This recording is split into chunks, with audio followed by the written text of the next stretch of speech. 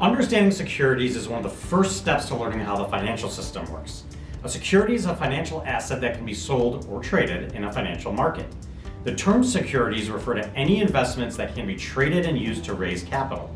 Now, the most common types of securities are 1. Equity securities, like stocks; 2. Debt securities, like bonds; 3. Derivative securities, like futures and options; 4. Hybrid securities, which are a mix of equity and debt securities, such as convertible bonds. You're probably more familiar with equity securities than you think. Ever heard of the stock market? You know that thing your drunk uncle won't stop talking about at Thanksgiving? Well, stocks are equity securities. When a company makes the decision to go from private ownership to public ownership, it does so through an initial public offering.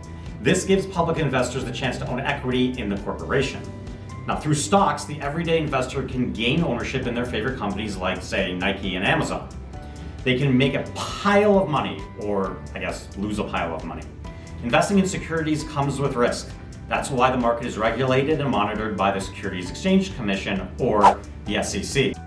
Companies that sell securities either need to register with the SEC or be exempt from registration. So, what does and doesn't fall under the SEC's watchful gaze? Well, there's a relatively simple test to figure that out. It's called the Howey Test. There are 4 parts of the Howey Test.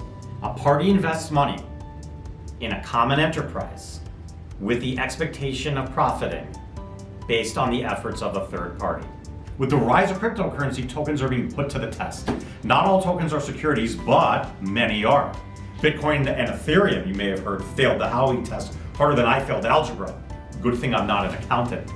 Just kidding, I'm a tax lawyer, and I'm damn good.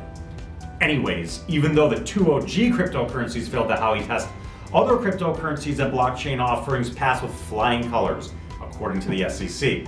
Ripple Labs, maybe you've heard of them, is currently fighting the SEC over its XRP token. So now, why does it matter what securities are? Who cares, right? Well, any company that's selling securities may need to register at the SEC and continuously file reports to avoid getting in trouble. There is a ton of red tape involved. A lot of cryptocurrency projects out there are not SEC compliant, and the SEC has been cracking down on them in recent years. SEC penalties can be severe, but we'll dive into that in a future video.